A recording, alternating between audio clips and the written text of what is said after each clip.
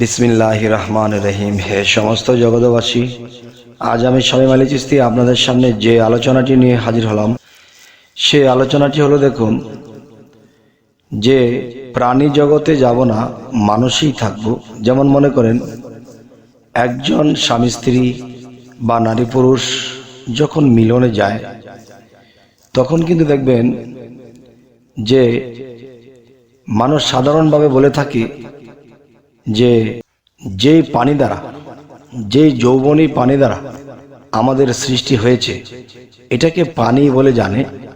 আসলে কি এটা পানি না অন্য কিছু, তা আমাদের বুঝতে হবে এবং জানতে হবে। তাই পুরো ভিডিওটি শুনবেন। পুরো ভিডিওটি না শুনলে কিন্তু বুঝবেন না।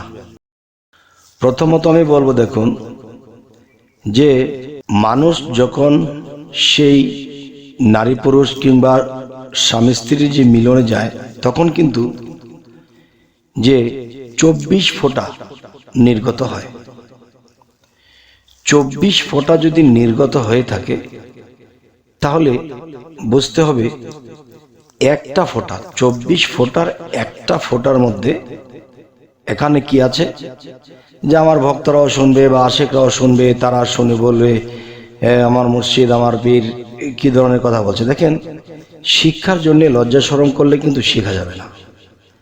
তাই আশেক ভক্ত বা এমনি যারা সারা দেশে মানুষ, সকলকে উদ্দেশ্য করে বলছি, জানার জন্য, বোঝার জন্য। সেটি হলো, দেখুন, যে এক ফোঁটাতে 46 লক্ষ কীট থাকে। এক ফোঁটাতে যদি 46 লক্ষ কীট থাকে, তাহলে 24 ফোঁটায় কত কোটি হয়? কমসে কম 12 কোটিরও বেশি। 12 কোটিরও বেশি, যে একদিনের মিলনে 12 কোটিরও বেশি কীট মারা যায়। তাহলে আমি বলবো, সেই 12 কোটি কীটের মধ্যে একটি কীট যদি মায়ের গর্ভে থেকে থাকে, তাহলে একটি সন্তান ধারণ করে। যদি 2টি কীট চলে যায়, তাহলে 2টি সন্তান ধারণ করে। যদি 3টি কীট থেকে যায়, 3টা সন্তান ধারণ করে। তো এখন আমি বলবো যে এক ফোঁটাতে যদি 46 লক্ষ কীট থাকে, তাহলে 24 ফোঁটাতে 12 কোটিরও বেশি হিসেবে পাওয়া যায় যে মানুষ এটি নষ্ট করছে বা সেই কীটগুলোকে মৃত্যু দিচ্ছে। যে মানুষ কিন্তু একটা কথা বলে থাকে, যে মানুষ যখন খাদ্য খায়, সেই খাবার থেকে ভিটামিন পাচ্ছে, সেই ভিটামিন থেকে রক্ত হচ্ছে, রক্ত থেকে কীট হচ্ছে, আর সেই কীটগুলো সেই মিলনের পাশাপাশি সেখান থেকে সেই বীর্য সৃষ্টি হয়ে সেখানে এক ভাণ্ড থেকে আরেক ভাণ্ডে চলে যায়। তাহলে 12 কোটি, এক ফোঁটাতে যদি 46 লক্ষ কীট থাকে, তাহলে 12 কোটিরও বেশি পাওয়া যায় যে অন্য ভাণ্ডে চলে গেল। সেখান থেকে যদি একটা বা 2টা যদি কীট মায়ের সেই ডিম্বাণুর বা ডিম্বকোষের মধ্যে থেকে যায়, তখনই সেটা কিন্তু জন্ম নিয়ে নেয়। আর বাদ বাকি কোথায় চলে গেল? সেগুলোও তো প্রাণ ছিল। একটা হলো জীব প্রাণ, আর বাদ বাকি অন্য প্রাণ। যেমন একটি কথা বলা হয়, আগুন, পানি, বাতাস, মাটি, আলো। আরেকটি হলো, এই কথাটি আরেকটি ভাষা, যে আব, আতস, খাক, বাত, নূর। যদি আরো একভাবে বলতে যাই, যে পঞ্চ আত্মা। এই পঞ্চ আত্মা যে ভাগে ভাগে সৃষ্টি।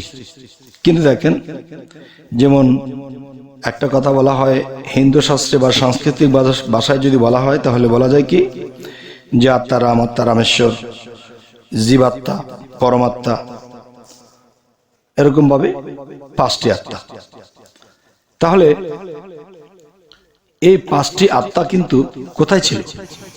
এই 5টির মধ্যে 4টি ছিল সেই কীটের মধ্যে। আচ্ছা, তাহলে বোঝা গেল সেই 12 কোটিরও বেশি কীট যখন সেই মিলনের মাধ্যমে আরেকটা ভাণ্ডে চলে যায়, তখন কিন্তু সেখান থেকে একটা অতিরিক্ত 2টা মানুষ হয়ে পৃথিবীতে চলে আসে। আর বাদ বাকি কীটগুলোর কিন্তু জীব প্রাণটা ছিল।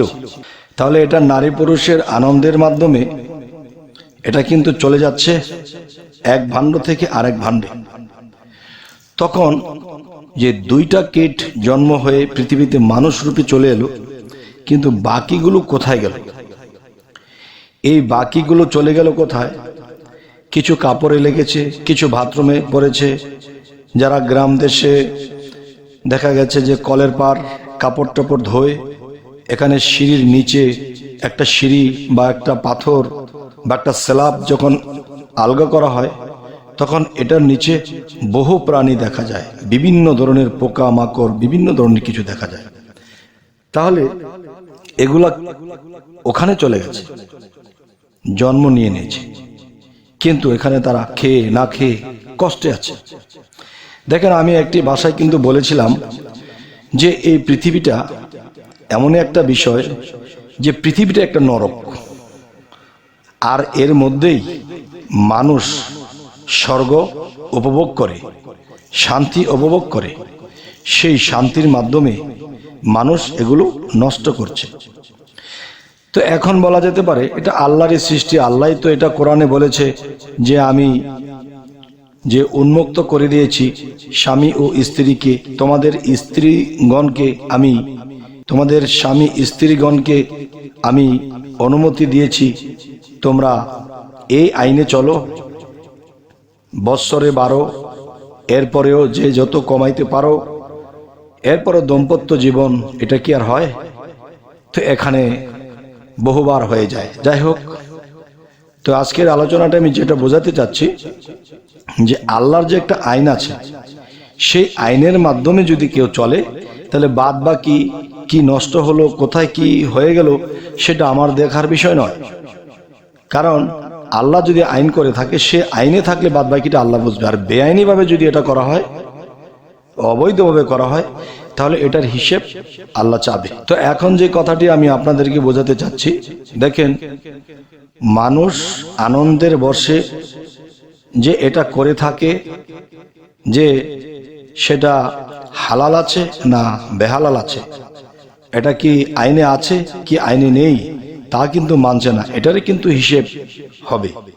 কিন্তু আল্লাহ যে আইন দিয়েছে, নবীর মাধ্যমে, রাসূলদের মাধ্যমে যে আইন প্রয়োগ করা হয়েছে, সেটি যদি কেউ মেনে চলে, তাহলে যে 12 কোটিরও বেশি যদি তারা মারা যায় কিংবা জন্ম নেয় বা যাই কিছু হোক, সেটার হিসেব আপনার কাছে নেওয়া হবে না। আচ্ছা, তবে এখন আমি আপনাদের সামনে যে আলোচনাটি তুলে ধরলাম, অবশ্যই পৃথিবীতে অনেক জ্ঞানী, মধ্যজ্ঞানী, ঊর্ধ্বজ্ঞানী, নিম্নজ্ঞানী সবাই কিন্তু এই চিন্তাটা করে যে আল্লাহ কিন্তু বলেছে তোমার স্ত্রীদেরকে আমি হালাল করেছি, কিন্তু আমরা কিন্তু সেখানে বেহালাল ভাবে কিছুই করতে পারবো না। যদি আইনের বাইরে কিছু করি, তাহলে কিন্তু হিসেব হবে, আর আইনে থাকলে সেটা আল্লাহ বুঝবে।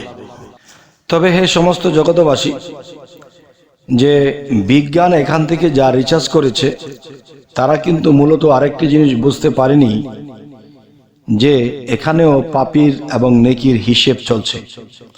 এটাও কিন্তু যে আমরা মারেফতের দৃষ্টিতে যদি যাই, আমরা পুলসিরাত খুঁজি, এবং শরীয়তের দৃষ্টিতে আমরা পুলসিরাতকে বুঝি মৃত্যুর পরে পুলসিরাত। কিন্তু মৃত্যুর পরে যে পুলসিরাত, এটাও সত্য।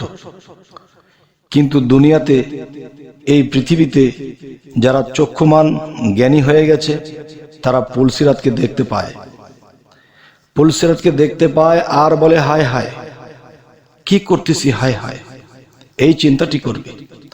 তবে অবশ্যই আপনারা যদি এই আলোচনাটা খেয়াল করে শুনে থাকেন, তাহলে এখান থেকে রিচার্জ করলে দেখবেন যে ওই কথাটির সাথে মিল আছে। পুলসিরাতের পুল দিয়ে যখন মানুষ পারাপার হবে, এখান থেকে একদল মানুষ পাপিষ্ঠ যারা, তারা কেটে পড়ে যাবে, জুতার মতো রাস্তা এখান দিয়ে কেটে পড়ে যাবে। আর যারা নেকি হবে তারা প্রশস্ত রাস্তা পাবে, তারা ব্রিজের মতো হেঁটে চলে যাবে, তাদের কোনো বাঁচবেই না।